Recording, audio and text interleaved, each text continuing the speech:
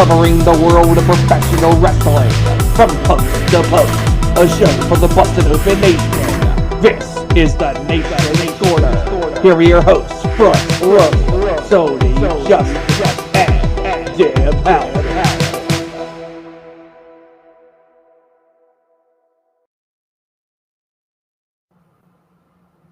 Hey, what's up, pro wrestling fans? Welcome to Nation's Corner. I am Front Row. Joining me, as always, Debhausen and Tony Justice. Guys, what's up? I'm still tired. I'm still trying to recover. Yeah, we're gonna get into that in just a minute. Tony, where are you tonight?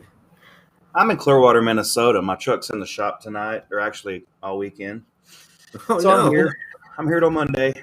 Yeah, they couldn't get it fixed Friday. I've been down since Thursday. Had to get my injectors fixed, and then it turned into some more issues, and then just a waiting game when I come to the shop. So, and they couldn't get it done Friday, so I have to wait till Monday. So it's all good. Man, stuck in the hotel again. Yeah. What can you do? There are worse places. Well, at least you're here with us tonight, and that's a good thing. That's right. So, Deb, I want to get to your adventures this week. So, but first, I'm just going to spend a quick minute talking about a cool thing that happened to me last weekend. We got to go to PWX here in Charlotte. They had the All Hail the King event headlined by Minoru Suzuki. And I had been wanting to meet Minoru Suzuki for a long time, and I had never seen him wrestle live. If you ever get a chance to see someone of that star power, of that like legend status, especially at like an independent level, I'm in, whatever it costs. I think it was like $40 or whatever for the whole night. But I got a chance to meet him, talk to him just a little bit, and it was a really cool show. And he beat the crap out of Anthony Henry, and Anthony Henry beat the crap out of him. It was a hell of a match. It was like a half an hour, maybe a little longer. But if folks want to check out my Twitter or the PWX Twitter, there's some good clips from that show there. Savannah Evans was on that card, a friend of our show. A lot of good people on the card. So I highly recommend folks go out and attend local and independent wrestling events wherever they can. Yeah. On a much cooler level, you were at AEW this week. Mm-hmm. You were all over the TV, all over the socials. Apparently, Deb was everywhere. I saw that. It was hard to keep up. It was amazing. We got to see the taping of Dark Elevation, which will be on YouTube on Monday night. And then, of course, Dynamite, and then Rampage. It was an absolutely insane show. The thing I love about going to AEW shows is the energy level. You are on such an adrenaline high for so long. And I think that's why I'm still tired. Like, I still feel like I need to catch up on sleep. It is a long day. We were there for 6 hours. So it is a long day. Before you jump into the show, I want you to start at the beginning and tell us about the meet and greet that you did earlier. Okay. So they were doing a charity thing for a local library. And so basically Cody Rhodes was standing in the concourse of the arena outside one of the sections. And anybody that donated a book for this library got to take a picture with him. There wasn't any signings or anything. It was just a photo op. But still really awesome. So Seth just grabbed a couple old books from his bookshelf, and when we got there, we were right next to where Cody was standing. We could see him from the entrance. So we got right in line for him. And there was a girl there taking the books from people and laying them all out at a table. And so, yeah, we were actually right in line in front of this 4-year-old who was wearing a amazing Cody Rhodes jacket, had a little like temporary neck tattoo of the American Nightmare logo. It was fantastic. This kid was so excited to meet Cody Rhodes. So we got to witness that. And that was pretty funny because when we parked, I got out of the car and we looked, and these people in the one car near us in the parking lot was that kid in the Cody Rhodes outfit. And Seth said, that is hilarious, because I was just looking at Twitter and I just saw his picture from his post. Like, we don't even know who these people are, but it was really random that not only like Seth saw his post on Twitter just as we were both getting out of our cars, we see him in the parking lot, and then we end up right in front of them in line to meet Cody Rhodes. So we get to the front of the line. We're next, and Cody is still talking to the guy, having a conversation in the guy that was before us in line. And then I see Cody glance over and see that I was holding the LaGreca head. And he kind of like, he was still talking to this guy and having conversation, and just saw the LaGreca head, and I like saw a little look on his face. And so then it's our turn, and we get up there, and Cody points to the LaGreca head and goes, "What's this? What is this?" And then he throws it on the ground and steps on it, and he's like, "This is what we're gonna do." And then we took the picture like that. That's awesome. It was fantastic. It was fantastic. That's awesome. Yeah. So when we went to AEW, I think I had said that there was like, I don't know, 8,000 people there, and it felt like an Attitude Era 20,000 people. But you were at a bigger venue, and it looked like it was pretty packed. If it wasn't sold out, it was close to sold out. So Yeah. what was the volume like in the room? It was absolutely insane. Yeah, it was pretty full. The only empty seats I saw were in the little section where the camera sits. That's the only empty seats that I saw that I noticed. You know, most of these people bought these tickets over a year and a half ago. I know there was a lot of people who did buy last minute tickets because most of the floor seats had been gobbled up by scalpers right away. So there was a lot of people who were able to get them on third party sites and got them last minute. But yeah, it was packed. The energy level was insane from the very start of Dynamite. It was just ridiculous. The major pops of the night where it was just so loud was let me think. So Luchasaurus, the crowd loved Luchasaurus.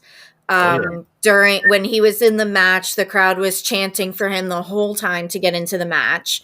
The CM Punk pop obviously was insane. Everybody singing at the top of their lungs to that song. Jericho, same.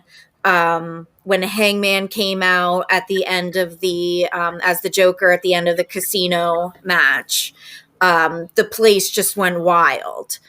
And then there was another loud moment that wasn't an entrance pop, but when Dan Lambert was speaking. And now when I watched it back on TV, it didn't come across as well on TV, but I'm telling you, legitimately, the entire crowd was booing so loud that I absolutely had no idea what Dan Lambert was saying. And I even turned to Seth and said that. I'm like, I don't know what this guy is saying. You couldn't hear him whatsoever. The boos were so loud, which is why the crowd popped when Jericho said, "I don't know what you just said." So speaking of pops, we see Brian Rose in the chat. Hey, say, hey, Brian. Thanks for joining tonight. So you got to see La Mera make the save this week. What was that like? Oh, that was great. She came out and we had our Thunder Rosa sign. And she came out and Seth's holding his sign that he made up and I'm holding the LaGreca head. We're screaming. It was amazing. She is a force when she comes out. And she's throwing chairs. It was great. That's Don't awesome. piss her off. No, I think, and we've seen, I think since then I saw back and forth with her and Jade Cargill. And I mean, look, we're going to talk about it later on. Jade's great. Jade's a presence, but Good luck. Yeah, right. Brian says she sure. almost hit herself in the chair. Yeah, we did see that. Oh yeah, I could see that. Fortunately, she did not. She has those quick reflexes. Yeah. So we also saw on Rampage the match with Garcia and Punk, and I felt like, and I don't know what it was like in the room. Like I don't know what the reception was in the room, but it felt like Punk worked.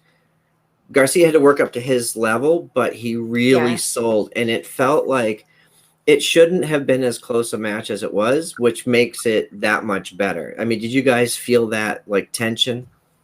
Yeah, it definitely was a really good match. The only thing I will say was that, that was the first match on Rampage. So Dynamite had just ended and everybody was just on this crazy high level. Like it was almost difficult for me to actually go, okay, I have to sit down and watch a match now because we were just on this high level. But yeah, it was a great match. Everybody is excited to see Punk every time he comes out. He keeps saying, "Are you sick of me yet?" But no, we're not. No, we're not. Yeah. So you saw. Go ahead, Tony. No. I was just gonna say, Punk. Every week he's coming out and he's, he's coming out with the energy, and people that haven't seen him in their town, for 9 years, 8 years, however long it's been, and people are getting that release to get to see him, and when he does his stage dives, it's amazing. I picked up on the stage dive he did Wednesday. He almost didn't make it. Actually, I didn't actually see that because we were kind of on the opposite side of the ring from that, so I couldn't quite see it. But yeah, we saw it when we watched the episode on TV. And yeah, that was a pretty big leap. Yeah. I'm impressed. I mean, for him to do that though, and the fans that are there to that catch him, can you imagine having that memory to hold on to for the rest of your life, that you were there catching Punk coming off the stage? That'd be an amazing memory to have. It beats offering him a drink like that guy did in last month. Yeah. So I will tell you along the lines of that the first WWE event I ever went to was at Stabler Arena in Bethlehem with a couple friends. And that was in 2011. And that was the last time I had seen Punk. It was the first show that I ever went to. I didn't see him at any other shows after that. And my friend was wearing the red John Cena shirt and he was at the end of the aisle. And at one point Punk came over, and this was when he was doing like the powder on his hands thing. So he like reached into his trunks and pulled out a little bit of powder. And so he was like leaning down a little bit, and then he used my friend's shoulder as leverage to get up. So he put his hand on my friend's shoulder. And so my friend had a white baby powder handprint from CM Punk on his Cena shirt. And like, he still talks about that. He's still like, oh my God, I had a CM Punk handprint on my shirt. And I don't think he ever wore that shirt again. That's insane. So that's the memories that can be made. Yeah. It's amazing. Yeah. Yeah. I see Mrs. Front Row in the chat says we saw Punk the first time Front Row was born. And she's not talking about me personally, because I did have my 50th birthday recently. But we were at a SmackDown and we were in the front row, and the tickets were front row, but if you sit in a certain section on the camera side, front row can still be like 8 chairs away from the ring. Yeah. So we had like not good seats, even though we paid front row payers. Anyway, so she created a Twitter account for me, the WWE Front Row, which is my Twitter account now. And that was, I guess, 7 or 8 years ago next month, because my Twitterverse was coming up soon. But I wanted to ask you, because like it was for us, it's a long night. So you were there. They did Elevation 7 to 8, Dynamite 8 to 10, Rampage 10 to 11. Last week, Rampage was 10 to 12. So you're getting out of there after like 5 hours, 5.5 hours. How did you guys feel at the end of the night? Was it too much wrestling, or was it like, were you still good? I don't think it was too much wrestling because every single match was great and they kept us interested. I think it was just more of the time of night that it was. We didn't leave the arena till just about 11:30, and we didn't get home till 1 o'clock. So yeah, I think it's more of the time of night that, by that time of the night you're tired, you're ready for bed, and I still had an hour and a half drive home. Well, I think it's interesting because they talk on Busted Open a lot about how AEW is gearing towards, a more adult audience, and the fact that they're doing 4 or 5 hour shows on a Wednesday night. You're not going to Right. bring a 4-year-old, or if you do, you probably saw very few little kids in the audience, I would think. Yeah, I think I did see a bunch of kids there. Like the Cody Rhodes kid that I mentioned, and there was a couple kids, wearing other little costumes and stuff. But I don't know for sure, but I'm gonna probably guess that they left after Dynamite was over. I with a 4-year-old, I don't think you're staying at an arena till 11:30 at night. That's fair. Well, I'm glad you had a good time. We're seeing more and more of the Busted Open Nation all through Twitter. People are going to events, they're sharing their stories, and it's a lot of fun. I mean, next weekend we're going to be a large group of us, like 20 something of us are going to be, converging on Baltimore, which is going to be so cool. We were at Baltimore in the spring, and Baltimore Celeb Fest 2 is next weekend, and a whole shit ton of us are getting together for that event. There'll be lots of drinking, smoking, eating, all that good stuff. So it's going to be a good time. So Tony, I know we were talking earlier about, because they've had at the Celeb Fest, they've had some talents canceled, but then they've added some really cool people. Just give us a couple of names some of the bigger names that are going to be there next weekend. Well, they just announced like a couple of days ago. They just announced Will Ospreay is going to be there. He's going to be headlining. Because Sting was the original headliner for Baltimore Celeb Fest 2. And then, unfortunately, AEW has had to pull their talent that was scheduled to be there. They've had to pull their talent because of other commitments with AEW. And, they had left Sting on there for the time being. But, we kind of figured that as time got closer to next weekend that maybe he was going to get pulled. And sure enough, he did. And I'm kind of disappointed because Sting was he was the top on my list for me to meet. But, I've got his autograph, and I just wanted to get a picture with him. But, that time will come. But they've got the Steiner brothers are going to be there next weekend. And I have the WCW magazine, issue number 1 from 91 when it came out. Wow. And it has the Steiner brothers and El Gigante on the cover. And I have it in a protective sleeve. And I'm going to have the Steiners autograph that for me. So that's going to be cool. The living legend Larry Zbyszko is going to be there. Mickey James is going to be there. Precious Paul Ellering, James J. Dillon, Sergeant Slaughter, Enzo and Cass. You've got a whole slew of people that are going to be there. Sunny was just announced today. She's going to be there. So it's going to be interesting. Kurt Angle is going to be there. He's going to be one of the other main superstars that's going to be there, and I'm going to get my pop signed by him.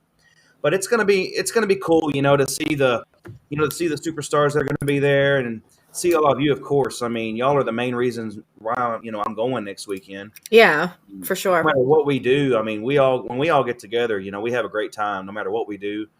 So it's going to be a great weekend. We're gonna. I'm looking forward to the vendors to see what the vendors have as far as what collectibles they have for sale, pops or action figures or magazines, what have you, So it's going to be a very, very cool weekend next weekend. I can't wait.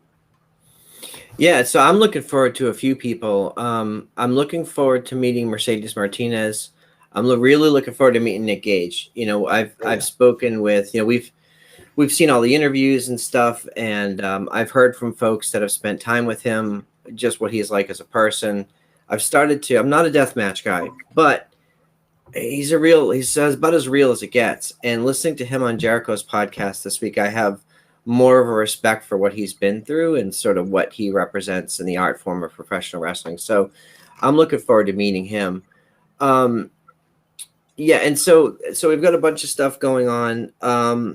This week they were talking about on the show. I was thinking about entertaining, right? So they were talking about entertaining wrestlers. So Enzo and Cass. Enzo were some of the more entertaining acts I've seen in WWE for a long time. They're just, so natural and so engaging.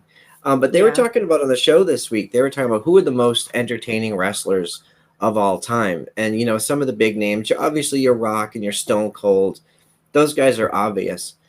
But so I'm going to put this out to you guys and anybody in the chat. So for me, when they're talking entertaining, it's not just ring based, right? It's not just who's good in the ring, but who has a range, who has comedy, timing, whatever it is. And I'll kick things off. So when they were talking about that on the show, and wearing his shirt tonight, Mick Foley to me stands out as one of those guys that did everything from Japanese death matches, hardcore matches, technical wrestling, 4 characters on live TV, plus a commissioner, plus the comedy stuff that he did.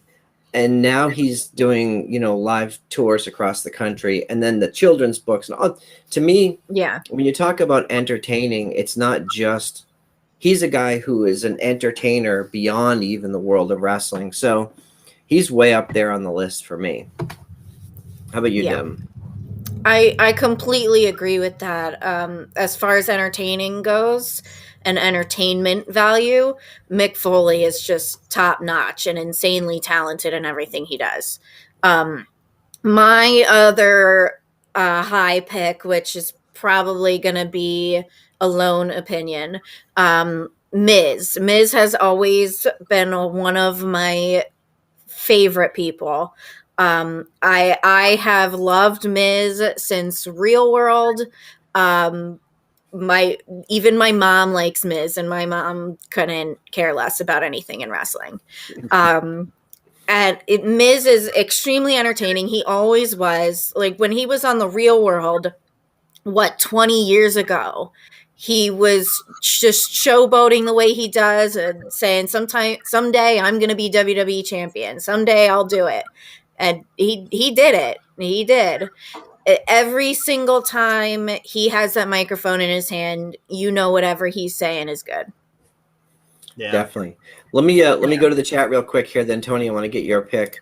Okay. So I see Miss Front Row saying Edge. Edge is another good pick because he's done everything from comedy and serious wrestling, singles, tag team, and done some real serious acting outside of the world of WWE on Vikings and Haven and some other stuff. So yeah, he has a wide range. And Chris is saying R-Truth, and I couldn't agree more. R-Truth is at the top of his game at whatever age. He's almost 50 years, like 49 or 50 years old. Yeah, he's almost 50. Incredible. Everything he does is entertaining. Yeah. It's insane. Yeah. And so Matt Rutland said Big E is super underrated. He definitely is.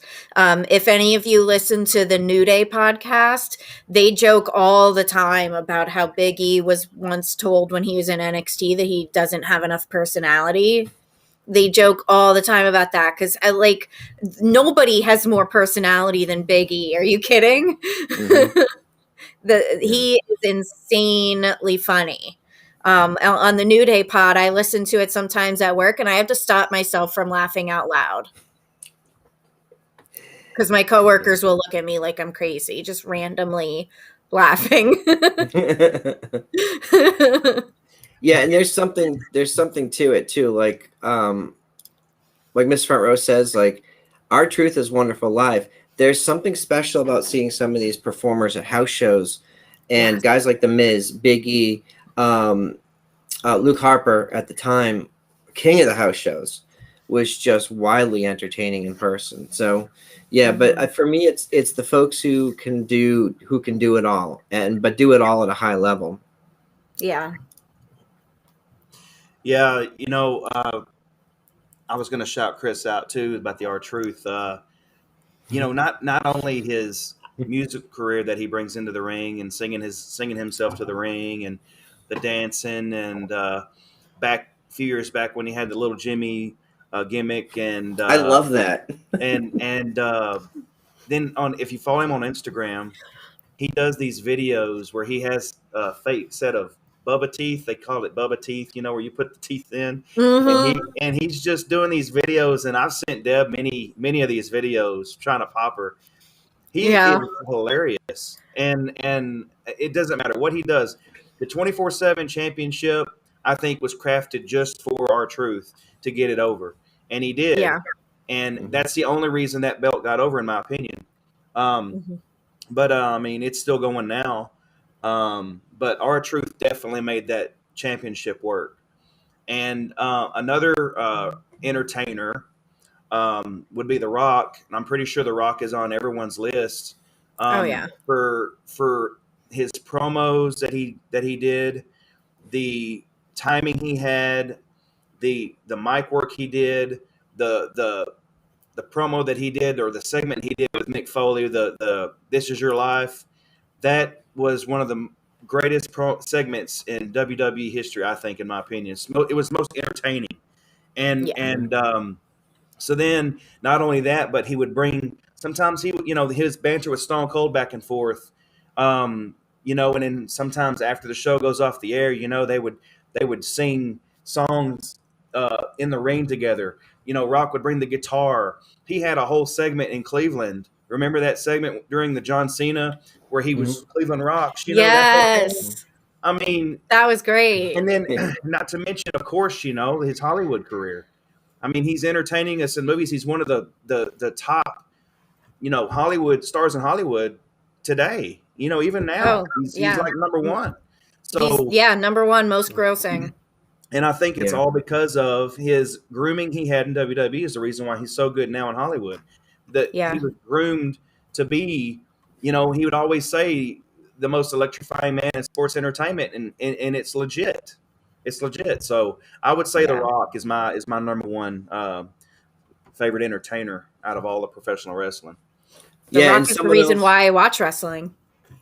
Yeah, I mean, if that's true for a lot of people, during the Attitude Era, he brought a lot of people in who just stayed. And someone who Chad mentioned, Damian Sandow, and dude, I mean, so we've spent a lot of time in the NWA studios around him, and we've seen him wrestle real serious matches. He's a very good professional wrestler, and the character work that he does there is amazing. But the stuff that he did with the Miz, the stunt double, Mizdow, I mean, amazing. Is he on The Rock's level? No, but he's really friggin' good. And he's done a bunch of stuff in Hollywood. He was in a movie with Kelsey Grammer. He's done some TV shows. Yeah, so I would totally agree. Great entertainer. Very well-rounded. Yes. I would agree with that. Brian wants to know who the least entertaining is. Well, I think there's a lot of people tied for first place in that era, and we're not that negative, sir. We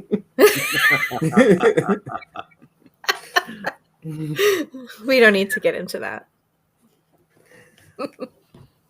Yeah, so there's some really good names in the chat. I can't get to all of them, but there's a lot of good folks, and even today, you're seeing guys like you said, like R-Truth, but you're seeing guys like Drake Maverick. Drake Maverick is super entertaining. Everything they give him, he hits out of the park. Over on the AEW side, there's a ton of people doing entertaining stuff. And Deb, I know you watch a lot of the vlogs and stuff. Yes.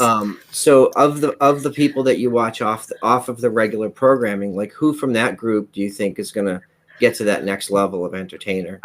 On all the vlogs that I watch, so standing out right now is Eddie Kingston, even though he does not have a vlog and he hates vlogs. He is just absolutely hilarious every time you see him on Ethan Page's vlog or on Sammy's vlog or Allie's vlog. We were talking about this last night. He was on Allie's vlog and he destroyed her box of the Halloween Oreos. Just completely crumbled every single Oreo in the entire box and gave it back to her. And then on Ethan Page's vlog, you see Ethan saying, he's talking to Allie and she's telling him about the Oreos. And then Eddie walks by and Ethan says, "Why'd you mess up her Oreos?" And he just looks at Ethan's camera and goes, "Fuck you and your vlog," and walk away. Like, there's nothing more entertaining than that crap. Every single week on Ethan's vlog, he's got something funny to say, whether it's making fun of the way Ethan dresses or him, wanting to get everyone on his vlog. It's hilarious. Yeah, I love a lot of that stuff. I don't have the time to watch all of the content that's out there right now. There's so much stuff, but Yeah. Pretty much everything that the AEW talents do, for the most part, is all it's all created by them, produced by them, and you can see the dimensions of the different people behind the scenes, which I think is a big thing. You see Thunder and you see other people in the background and interacting on the different vlogs. And I think that's a lot of fun. I think it's great to get to know them more through their YouTube shows. Yeah, I would agree. And I think a lot of the stuff that came from BTE, right? I mean, they were not the original, but they were the biggest. Like when BTE hit, like it got massive. And look where they are now. So yeah, although I will be remiss not to mention Zack Ryder in that, because he was kind of the original. Yep, 100%.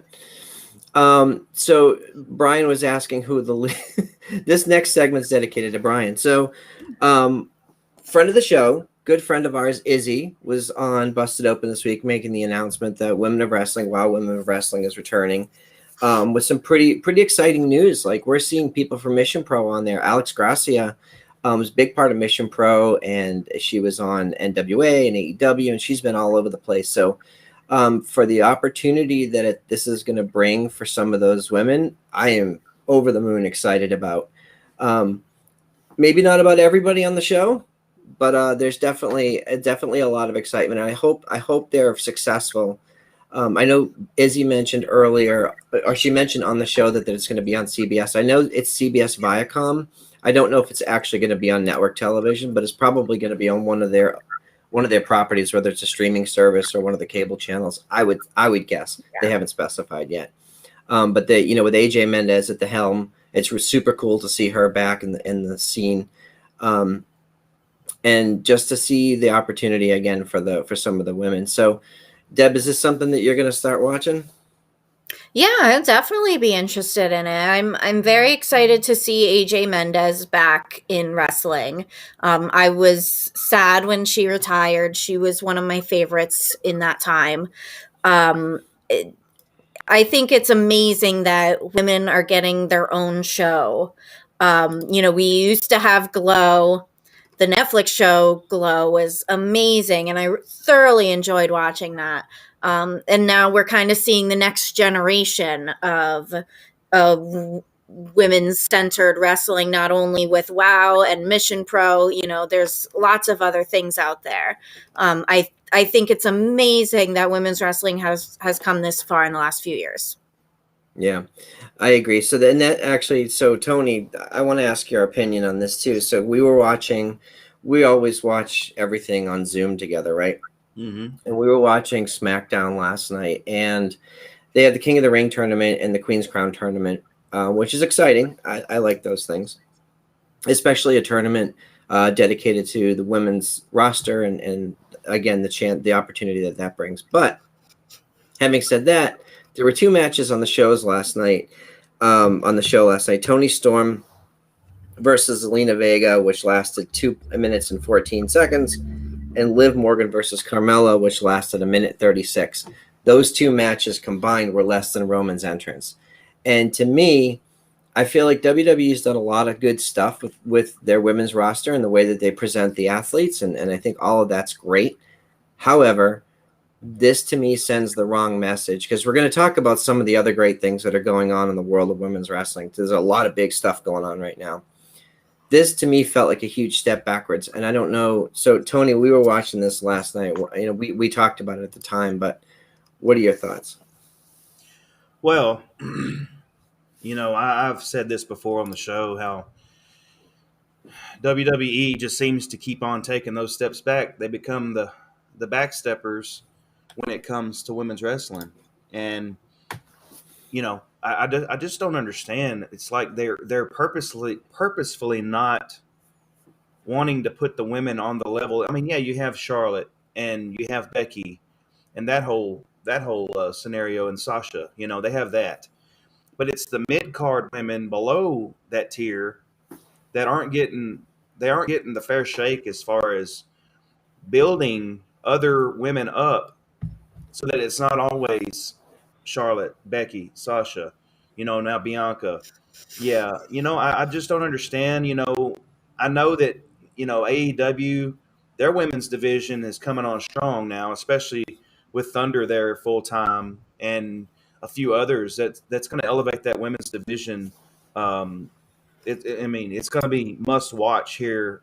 I guarantee you, it's going to be up to another level. And when you have Mission Pro doing their thing with the women, I just don't understand how come it doesn't reflect on all wrestling companies. Like NWA has their women's division that's pretty good, and I just don't understand it. You've got the Impact pay-per-view tonight with that women, though that tournament going on. That's a good thing.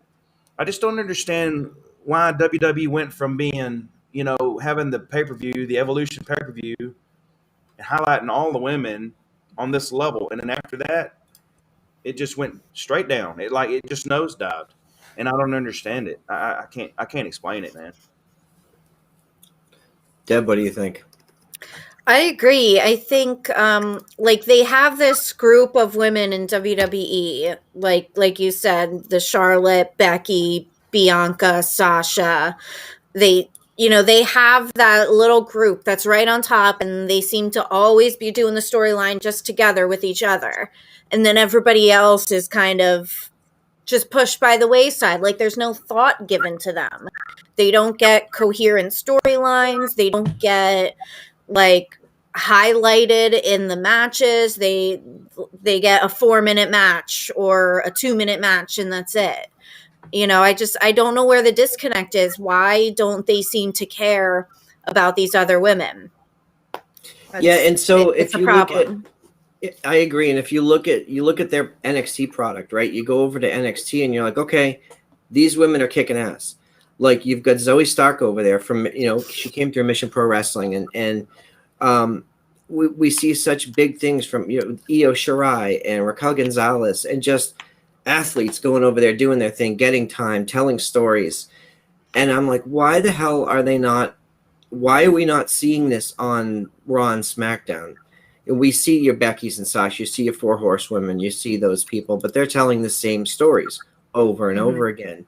And it, to me, and look, AEW has its own issues with reffing and rules and all that stuff. But when you see Britt Baker and Thunder and Hikaru Shida and all of these women coming out being presented, Ty Conti as fighters, as athletes, it's a more exciting product to me from that perspective. And it gets harder to support a company that doesn't treat their women equally. And this is something my wife is fond of saying, that the wrestling world discovered women 6 years ago.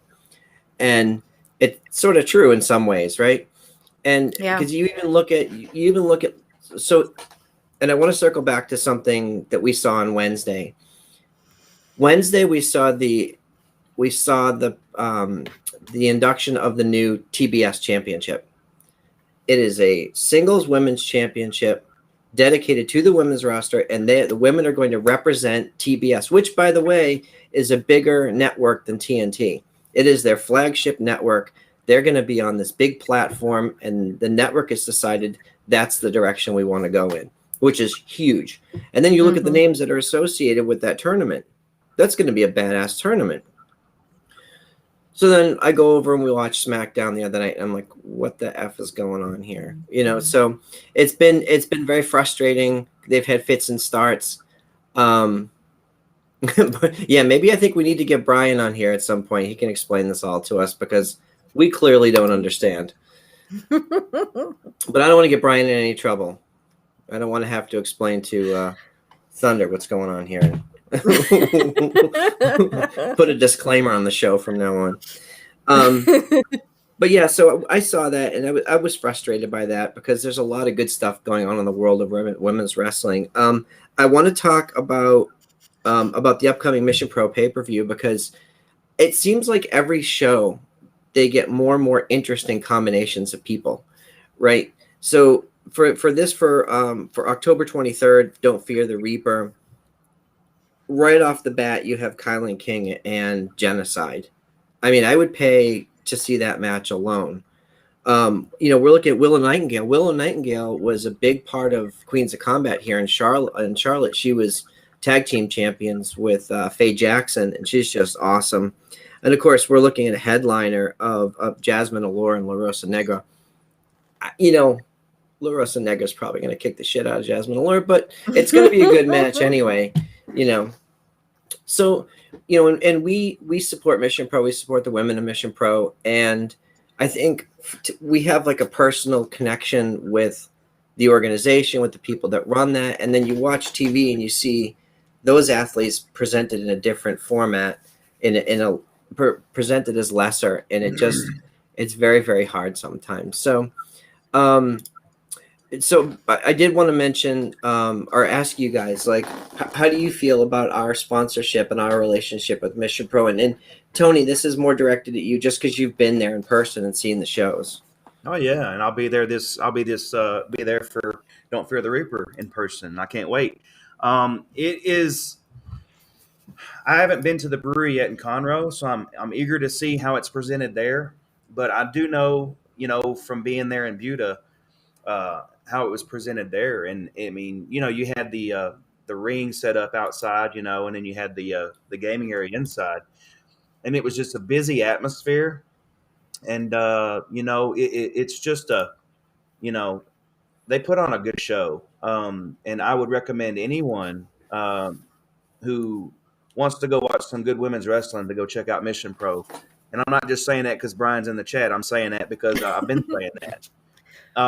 It is a good show. The ladies there know how to entertain.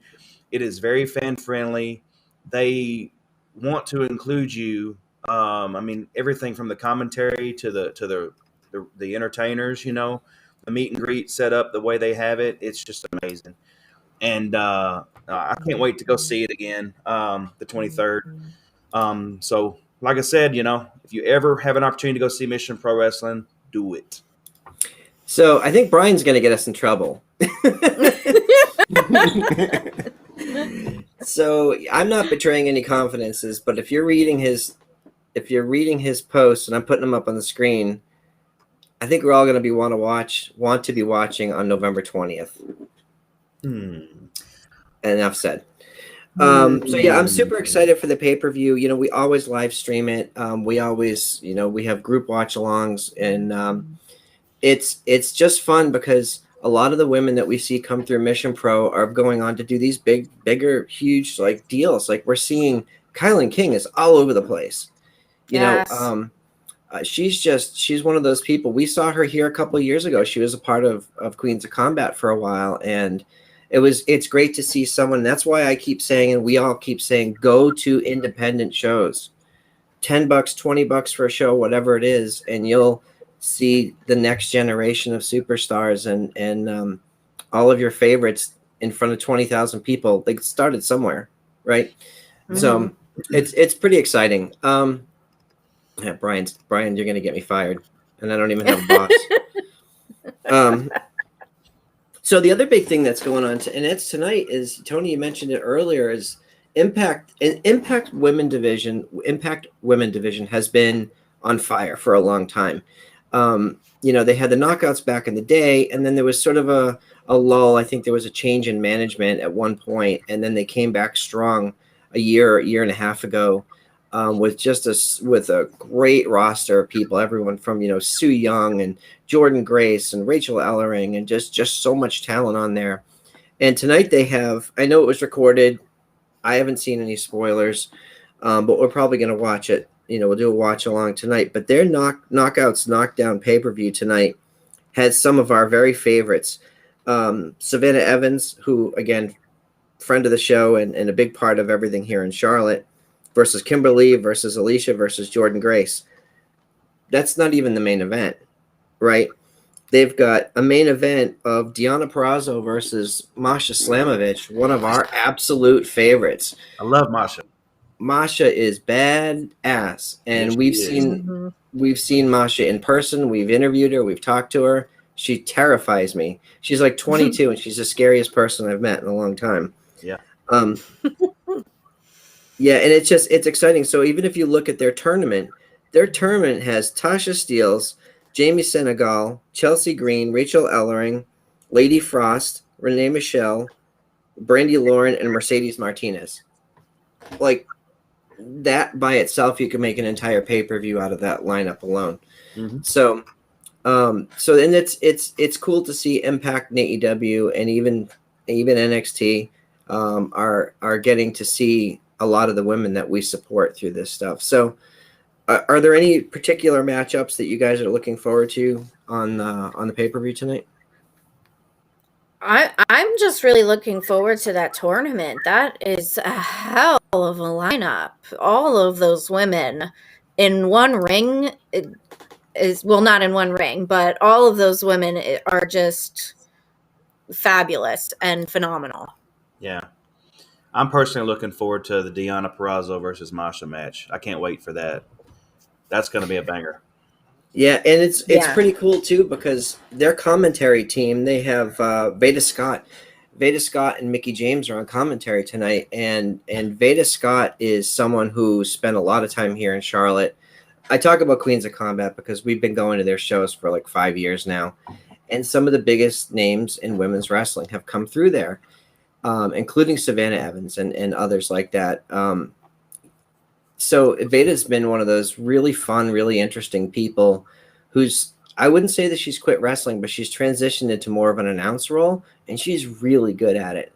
She's been on Dark. She's been on, I don't know if she's been on Elevation, but I know she's done some AEW work. She was really good there. But I've seen her wrestle a ton. She's a great wrestler as well. I would love to see Veda at some point in a Mission Pro show. Yes. So those are all the big topics for tonight. I know we had some other stuff that we wanted to cover. I'm going to skip over some of the negative stuff because I'm feeling too good about tonight. Yeah. So one of the things I wanted to circle back on, and I meant to mention it earlier, Deb, I wanted to get your thoughts on the Dan Lambert stuff. And I asked this specifically because I've never wrestled a match, but I've been training in martial arts for a long time. And anyone who's been on the mat knows, like, the people that we've been seeing on AEW are legit some of the best fighters in the world, right? In no world would Jericho stand up to any of them, male or female. He would get destroyed. And I'm fine with that in the world of pro wrestling. When Ronda Rousey came in, she's like, I'm an MMA fighter. Now I'm going to train to be a pro wrestler, and this is the new world that I'm in. And they made sure to let you know, yeah, she has that skill set, but she's learning a new thing. That's not what we're seeing on AEW. We're seeing pro fighters come in and beat people up. And I'm like, I don't know. What was the feeling in the room? What was the reception, and like, where are they going with it? As far as the reception, I mean, you heard it. The crowd was just booing the crap out of Dan Lambert. I don't know if there's like just not a lot of excitement about these fighters being there. I'm not sure if it's more of the heel heat on Dan Lambert, or just that people don't like these fighters coming in. My thing is, I just don't want them to overshadow Ethan Page and Scorpio Sky in all of this. Ethan Page was not on this Wednesday's Dynamite. He just had a baby. Well, his wife had a baby. Congratulations to them both. But yeah, I was very sad that he wasn't there. But yeah, I just don't want them to get lost in the shuffle because they are surrounded by multiple really amazing, badass, legit fighters. I did notice when they walked towards the ring, they kind of walked by us, and seeing those people in person is a lot different than seeing them on TV. It's amazing how good they all look. Really. Well, it's interesting because John brings up a good point. You know, folks who aren't in the MMA world, if you're not a fan of MMA, like you're not necessarily going to know who these people are, right? You know, and I don't. And I think that's up to commentary to tell that story and to bring us up to speed. I recognize the names. A few of them I've seen some fights for a few of them. Obviously, you know, you're the Santos and Paige Van Zant, who's been wanting to be part of pro wrestling. You know, she's been rumored to be doing different tryouts for several years now. So I'm not as familiar with those names either, but it really is going to be up to commentary to explain to us why we should be terrified of these people or why they're legit. Just telling me that they're UFC fighters, all right, that's a baseline, but like there's lots of UFC fighters. I see people lose all the time on Twitter. So, you know, who are they any good? Oh yeah, well this person is a former heavyweight champion. You know, she's a bantamweight champion. Okay, well now I understand. Yeah. So for me, I think it's going to be up to them to tell that. And this is, you know, Mrs. Front Row says the same thing too. Like, without the commentary, they're not going to be able to, the live crowd's not going to be able to react properly unless that story is told. So what they need to do is the people who are watching now need to be informed for next week's city. So, you know, and you can tell that story, whether it's through Tony Schiavone getting a mic so the house can hear the story, or doing a pre-tape. You do a pre-tape at the beginning of the show, introducing them, do like those Olympic profiles. Here's these people, here's why they're scary, here's why they're deadly, and then they show up and you're like, okay, now I understand. Yeah. You know, I was, you know, seeing Scorpio standing back behind, and this kind of, you know, this kind of is the same, on the same level that, you know, Bully, when he was talking about Taz and Brian Cage, how you want Brian Cage to be the star and not Taz. And it's like, this is kind of the same situation with Dan Lambert. Dan Lambert's kind of standing out front with the mic. Well, why is Scorpio back behind him? Why isn't he up beside him at least, you know? And I'm afraid, you know, if Scorpio and Ethan don't do something to get the attention on them, then they're just going to sit in the shadows, and especially with around all those other fighters. And Deb, you mentioned you were disappointed that Ethan wasn't there. You sure looked disappointed when they showed you on TNT close up. I mean, we were all on Zoom when we were, you know, because we knew you were there. And, you know, I kept looking and I saw the pink signs and the green signs. I'm like, I think that's them over there. And then undoubtedly the TV, you're on the whole freaking screen. And I popped so hard, and everybody, I was like, oh my God, there she is. And everybody's going, where? I was like, you'll see her, trust me. And then when you came on and everybody saw that, we all popped. So that was amazing. I really wish I could have seen you guys' reaction. Oh, it was. We freaked out. Like there was yelling and screaming on Zoom. Yeah, it was like came out or something. Because it was cool. We had seen you on camera earlier in the night, but this was actually during the entrance. Like the moment when you want to be on camera for that entrance, they did it. Not only did they pan by you, but like they were right in you. And I'm like, holy shit, that was awesome. That was so cool. It was pretty cool. I even texted my mom the picture and said, apparently I was just on TV. And she goes, oh, what channel? Yep. Primetime TV. So you and LaGreca both have been on primetime TV on the same night. So how does that feel? And I got that Gabby sign on. Yep, you did. I was trying to get every one of my signs on. Yep. Yeah, it was pretty cool. So, and I know Dave and everybody else from Busted Open were retweeting it and liking it. And I think I saw Ryan was pretty happy as well. So that was pretty cool. So one thing that Brian mentioned up here, let me see if I can find it. He's talking about here it is. He likes the women's fighters coming in, and I like that as well. My only concern is they need to tell the story of how the AEW roster can match up with them. Obviously, we know Thunder's had a professional fight. We know she's professionally trained. We know Hikaru Shida and Tay Conti and a few others have professional fight training and martial arts training.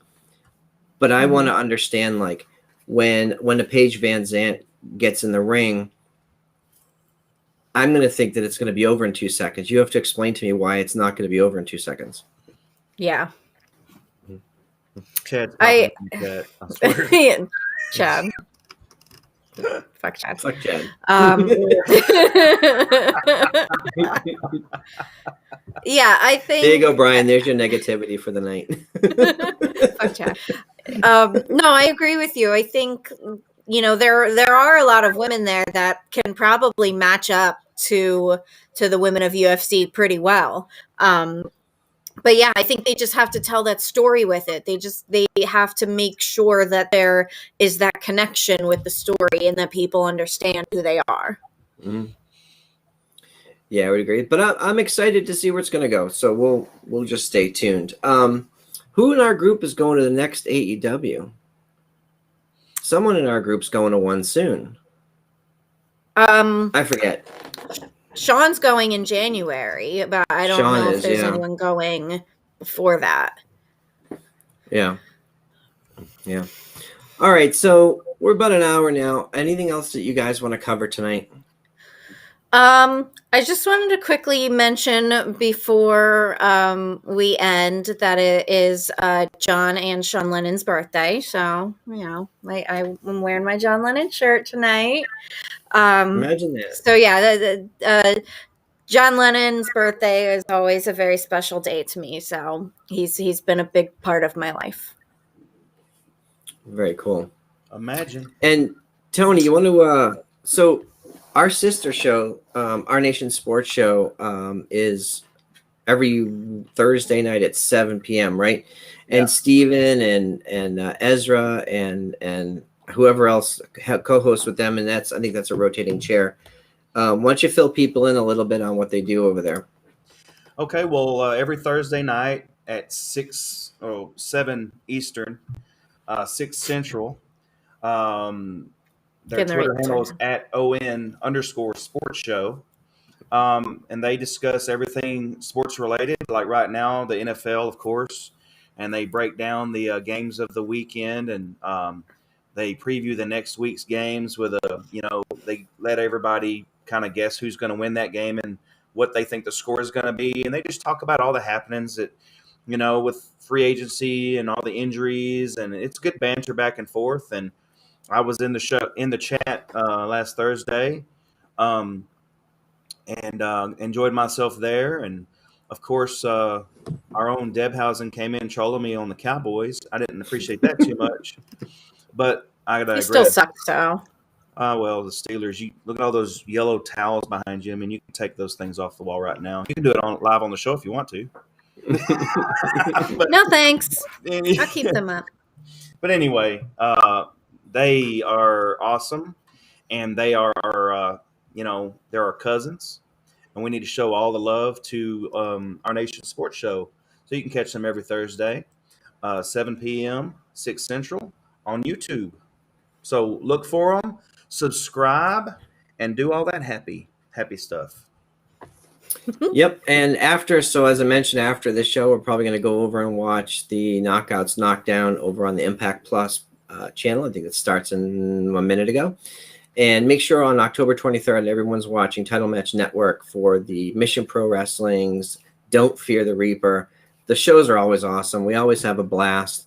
If you don't have access to the watch along, message me or any one of the admins on the Discord, and we'll get you in for the Mission Pro watch along. All right, where do we find you guys on the socials? That's so debonair on the Twitter machine. I will be at Tony Justice AJFA. Metallica fans out there, you know what that means. So it's Twitter and Instagram, same thing. Tony Justice AJFA. Yes, sir. And I am WWE Front Row. Yes, Brian, I will eventually change that, but unfortunately, if I change it, it breaks all the links to all my 7 years of content. So until I can figure that out, we're stuck with it. Just Front Row is fine. Thanks everybody for joining tonight, and we will see you all next week.